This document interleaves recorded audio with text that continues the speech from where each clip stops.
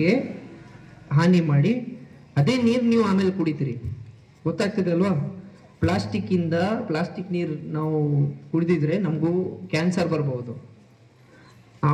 ನೀವು ಒಂದು ಚಾಕ್ಲೇಟ್ ತಿಂದಿದ್ರಿ, ಒಂದು 8 ರೂಪಾಯಿದು, 1 ರೂಪಾಯಿದು, ಅಲ್ಲಿ ಬಿಸಿ ಹಾಕಿರುವ ರ್ಯಾಪರ್ 1000 ವರ್ಷವರೆಗೂ ಹಾಗೆ ಇರ್ತದೆ. 1000 ವರ್ಷ, 1000 ದಿನ ಹೇಳ್ತಾ ಇಲ್ಲ ನಾನು, 1000 ವರ್ಷ. ಇನ್ನೊಂದು, ನಿಮ್ಗೆ ಚಿಕ್ಕ ಯಾವ್ದು ಒಂದು ನಿಮ್ಮ ತಾಯಿ ನಿಮ್ಗೆ ಹೇಳ್ತಾರೆ ಟೂತ್ ಪೇಸ್ಟ್ ತಗೊಂಡ್ ಬನ್ನಿ, ಯಾವ್ದು ಒಂದು ವಸ್ತು ತಗೊ ಬನ್ನಿ ಅಂತ ಹೇಳ್ತೀರಿ. ಇಷ್ಟು ಚಿಕ್ಕದು ವಸ್ತು ಇದ್ರೇನು ನೀವು ಒಂದು ಪ್ಲಾಸ್ಟಿಕ್ ಬ್ಯಾಗ್ ಕೊಡಿ ಅಂತ ಹೇಳ್ತೀರಿ ಅಲ್ವಾ? ಅದೂ ತಪ್ಪು. ಈ ಪ್ಲಾಸ್ಟಿಕ್ ಬ್ಯಾಗ್ ನಾವು ತಗೊಂತೀವಿ ಮತ್ತೆ ಹಂಗೆ ಬಿಸಾಕ್ತೀವಿ. ಇದು ತುಂಬಾ ರಾಂಗ್ ಇದೆ. ಇದೆಲ್ಲ ಮಾಡಬಾರ್ದು. ಚೇಂಜ್ ಆಗ್ಬೇಕಂದ್ರೆ ನಿಮ್ಮಿಂದಾನೇ ಶುರು ಆಗ್ಬೇಕು. ಸೊ ಇವತ್ತು ತಾವೆಲ್ಲರೂ ನನಗೆ ಪ್ರಾಮಿಸ್ ಮಾಡ್ತೀರಿ ಚಾಕ್ಲೇಟ್ ಹಾಕಿ ಹಂಗೆ ಬಿಸಾಕಲ್ಲ ಅಂತ. ಎಷ್ಟು ಜನ ಪ್ರಾಮಿಸ್ ಮಾಡ್ತಾರೆ? ನೀವು ಪ್ರಾಮಿಸ್ ಮಾಡಲ್ಲ? ಪ್ರಾಮಿಸ್ ಮಾಡಿಲ್ಲ ಅಂದ್ರೆ ನಿಮ್ಮ ಮೇಲೆ ಫೈನ್ ಹಾಕ್ತೀನಿ. ಎಲ್ಲರೂ ಪ್ರಾಮಿಸ್ ಮಾಡಬೇಕು. ತಾವು ಯಂಗ್ಸ್ಟರ್ಸ್ ಇದ್ದೀರಿ, ಇದು ತಮ್ಗೆ ಅನ್ಸ್ಬಹುದು ಇದು ಚಿಕ್ಕದು ಇದೆ, ಏನು ಒಂದು ರ್ಯಾಪರ್ ಇಂದ ಏನು ಆಗೋದಿಲ್ಲ ಅಂತ. ಬಟ್ ಒಂದು ರ್ಯಾಪರ್ ಸೇರ್ಕೊಂಡು ಒಂದು ಗೂಡನೇ ಆಗ್ಬಿಡುತ್ತೆ.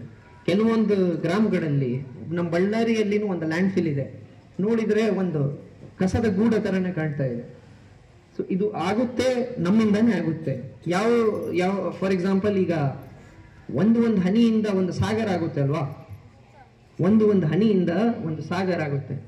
ಅದೇ ರೀತಿ ನಿಮ್ಮ ಒಂದು ಸ್ಟೆಪ್ ಇಂದ ನೀವು ಉಳಿಸಿರುವ ಒಂದು ಪ್ಯಾಕೆಟ್ ಇಂದ, ಒಂದು ಪ್ಲಾಸ್ಟಿಕ್ ರ್ಯಾಪರ್, ಚಿಕ್ಕದು ಪ್ಲಾಸ್ಟಿಕ್ ರ್ಯಾಪರ್ ಇಂದ ಬಹಳ ಹಾನಿ ನೀವು ಪ್ರಿವೆಂಟ್ ಮಾಡಬಹುದು ನಮ್ಮ ದೇಶಕ್ಕೆ, ನಮ್ಮ ಪರಿಸರಕ್ಕೆ. ಸೊ ಎಲ್ಲರಿಗೂ ಗೊತ್ತಾಗ್ತಿದೆ ಅಲ್ವಾ? ಈ ಸ್ವಚ್ಛತೆ ಸೇವೆ ಅಂತ 1 ತಿಂಗಳಿಗೆ ಒಂದು ಕಾರ್ಯಕ್ರಮ ಮಾಡ್ತಿದ್ದಾರೆ. ಬಟ್ ಇದರಲ್ಲಿ ನಮ್ಮ ಮನಸ್ಥಿತಿ ಚೇಂಜ್ ಆಗಬೇಕು. ನಿಮ್ಮ ಮನೆಯಲ್ಲಿ ನಿಮ್ಮ ತಂದೆಯವರು, ತಾಯಿಯವರು ಏನಾದರೂ ತರಕಾರಿ ಖರೀದಿ ಮಾಡಲಿಕ್ಕೆ, ಯಾವುದು ಒಂದು ವಸ್ತು ಖರೀದಿ ಮಾಡಲಿಕ್ಕೆ ಹೋಗಿದ್ರೆ ನೀವು ಏನು ಹೇಳಬೇಕು? ನಮ್ಮ ಮನೆಯಲ್ಲಿ ಒಂದು ಬಟ್ಟೆದು ಬ್ಯಾಗ್ ಇಟ್ಕೋಬೇಕು. ಒಂದು ಬಟ್ಟೆದು ಬ್ಯಾಗ್ ಇದ್ರೆ ಅದೇ ಬಟ್ಟೆ ಬ್ಯಾಗ್ನ ನೀವು ಪದೇ ಯೂಸ್ ಮಾಡ್ಬೋದಲ್ವಾ? ಬಿಸಾಕಕ್ಕೆ ಅವಶ್ಯಕತೆನೇ ಬರಲ್ಲ. ನಿಮಗೆ ತರಕಾರಿ ಬೇಕಂದ್ರೆ, ಯಾವುದು ಒಂದು ವಸ್ತು ಬೇಕಂದ್ರೆ ಅದೇ ಬಟ್ಟೆದು ಬ್ಯಾಗಿಂದ ನೀವು ಶಾಪಿಂಗ್ ಮಾಡಬಹುದು. ಆ ರೀತಿ ನೀವು ಎಲ್ಲರಿಗೆ ಎಂಕರೇಜ್ ಮಾಡಬೇಕು. ಬಟ್ಟೆ ಬ್ಯಾಗ್ಗೆ ಸ್ವಲ್ಪ ಜಾಸ್ತಿ ದುಡ್ಡು ಹೋಗುತ್ತೆ, ಒಂದು 20 ರೂಪಾಯಿ 25 ರೂಪಾಯಿಗೆ ಬರುತ್ತೆ. ಬಟ್ ಅದು 1-2 ವರ್ಷವರೆಗೂ ಅದಕ್ಕೆ ಏನೂ ಆಗಲ್ಲ. ಆ್ಯಂಡ್ ಅಷ್ಟು ಒಂದು ಚಿಕ್ಕದು ಬಟ್ಟೆ ಬ್ಯಾಗಿಂದ ನೀವು ಎಷ್ಟು ಪ್ಲಾಸ್ಟಿಕ್ ಅವಾಯ್ಡ್ ಮಾಡ್ಬೋದು ಅಂತ ನೀವು ಯೋಚನೆ ಮಾಡಬೇಕು.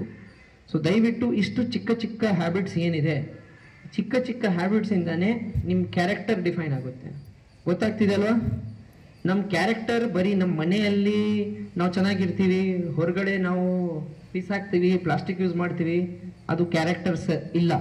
ಕ್ಯಾರೆಕ್ಟರ್ ಇಂಟರ್ನಲ್ಲೂ ಇರಬೇಕು, ಎಕ್ಸ್ಟರ್ನಲ್ಲೂ ಇರಬೇಕು. ಅಂದರೆ ನಿಮ್ಮ ಸಾರ್ವಜನಿಕ ಜೀವನದಲ್ಲಿ ಕೂಡ ನೀವು ಒಳ್ಳೆ ಕ್ಯಾರೆಕ್ಟರ್ ಆಗಿ, ಒಳ್ಳೆ ಮನುಷ್ಯ ಆಗಿ ಭಾಗವಹಿಸ್ಬೇಕಂದ್ರೆ ನಿಮಗೆ ನಮ್ಮ ಭಾರತ ದೇಶ ಬಗ್ಗೆ ಕರ್ತವ್ಯಗಳು ಇದೆಯೇ ಇಲ್ವಾ?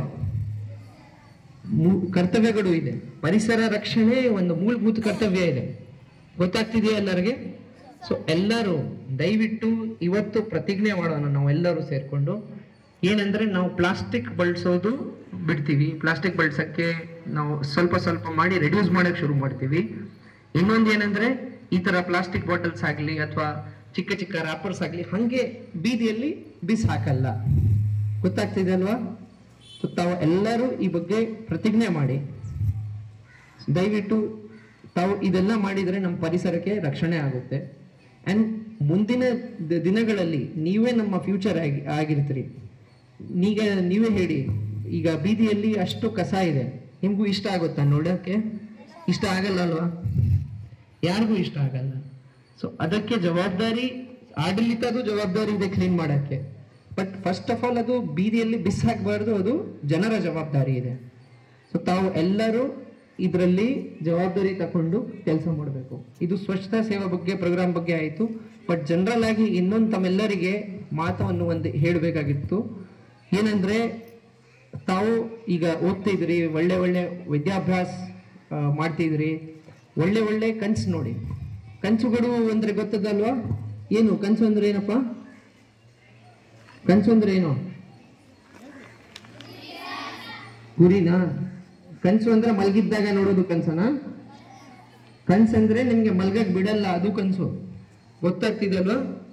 ಯಾವ್ದು ಒಂದು ಕನ್ಸು ಇರಬೇಕು, ಯಾವ್ದು ಒಂದು ಗುರಿ ಇರಬೇಕು ಜೀವನದಲ್ಲಿ. ನಾನು ಸ್ವಲ್ಪ ಒಳ್ಳೆ ವಿದ್ಯಾಭ್ಯಾಸ ಮಾಡಿಕೊಂಡು ಡಾಕ್ಟರ್ ಆಗ್ತೀನಿ, ಇಂಜಿನಿಯರ್ ಆಗ್ತೀನಿ, ಗೊತ್ತಾಗ್ತಿದೆ ಅಲ್ವಾ? ಯಾವುದು ಒಂದು ಗುರಿ ಇರಬೇಕು. ಗುರಿನೇ ಇಲ್ಲ ಅಂದ್ರೆ ನಿಮ್ಮ ಜೀವನ ಎಲ್ಲಿ ಹೋಗುತ್ತೆ ನಿಮ್ಗೆ ಗೊತ್ತಾನೆ ಆಗಲ್ಲ, ಉದ್ಯೋಗ ಸಿಗಲ್ಲ, ಯಾವ್ದು ರೀತಿ ಕೌಶಲ್ಯ ಸ್ಕಿಲ್ ಆಗಲ್ಲ, ಯಾವ್ದು ರೀತಿ ಅಭ್ಯಾಸ ಮಾಡೋಕ್ಕಾಗಲ್ಲ, ಯಾವ್ದು ರೀತಿ ನಿಮ್ಗೆ ಜೀವನದಲ್ಲಿ ಉದ್ಯೋಗ ಸಿಗಲ್ಲ. ನಿರುದ್ಯೋಗ ಆಗಿ ಆಗ್ಬಿಡ್ತೀರಿ. ನಿರುದ್ಯೋಗ ಆಗ್ಬೇಕಂತ ಆಸೆ ಇದೆಯಾ? ಒಳ್ಳೆ ವಿದ್ಯಾಭ್ಯಾಸ ಮಾಡಬೇಕು, ಮತ್ತೆ ಒಳ್ಳೆ ಗುರಿ ಇರಬೇಕು. ಈಗ ಬೇಡ ನಾನು SSLC ಆದ ನಂತರ ನೋಡ್ತೀನಿ ಅಂತ ನೋಡಿದ್ರೆ ಆಗಲ್ಲ. ಈಗ ನಿಮ್ಗೆ ನಾಳೆ ದಿನ ಡಾಕ್ಟರ್ ಆಗ್ಬೇಕು, ಇಂಜಿನಿಯರ್ ಆಗ್ಬೇಕಂತ ಆಸೆ ಇದ್ರೆ ಇವತ್ತಿಂದಾನೇ ನೀವು ಕನ್ಸು ನೋಡ್ಬೇಕು. ಇಲ್ಲ ನಾವು ಬಡವರು ಇದ್ದೀರಿ, ನಮ್ಗೆ ಕನ್ಸು ನೋಡೋಕ್ಕಾಗಲ್ಲ, ಅದೆಲ್ಲನೂ ಹೇಳಕ್ಕಾಗಲ್ಲ. ಎಲ್ಲರೂ ಬಡತನಿಂದಾನೇ ಬಂದಿದ್ದಾರೆ.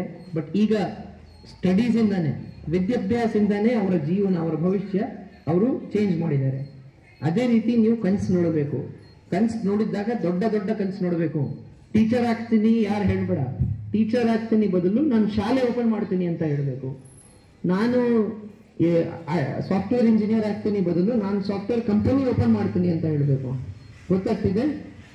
ಅದೇ ರೀತಿ ಡಾಕ್ಟರ್ ಬದಲು ನಾನೇ ಹಾಸ್ಪಿಟಲ್ ಓಪನ್ ಮಾಡ್ತೀನಿ ಅಂತ ಹೇಳಬೇಕು. ಆ ಥರ ಕನ್ಸಿರ್ಬೇಕು. ಡಾಕ್ಟರ್ ಆಗಿ ನಾನೇ ಒಂದು ದೊಡ್ಡ ಹಾಸ್ಪಿಟಲ್ ಓಪನ್ ಮಾಡ್ತೀನಿ. ಗೊತ್ತಾಗ್ತಿದೆಯಾ ಎಲ್ಲರಿಗೆ? ನಿಮ್ಗೆ ಕನ್ಸು ಏನಿದೆಪ್ಪ? ಗ್ರೀನ್ ಶರ್ಟ್ ಹೇಳಪ್ಪ, ಏನಾಗ್ಬೇಕಂತ ಆಸೆ ಇದೆ? ಪೊಲೀಸಲ್ಲಿನೂ IPS ಆಗ್ತೀನಿ ಅಂತ ಹೇಳ್ಬೇಕು, SP ಆಗ್ತೀನಿ ಅಂತ ಹೇಳ್ಬೇಕು. ಗೊತ್ತಾಗ್ತಿದಲ್ವಾ? ಒಳ್ಳೇದಾಗಲಿ. ಹುಡುಗಿಯರಲ್ಲಿ ಯಾರು ಮಾತಾಡಕ್ಕೆ ಇಷ್ಟಪಡ್ತಾರೆ? ಮಾತಾಡಿ. Good. Next. Good. Engineer. Good. ಯಾವ ಇಂಜಿನಿಯರ್?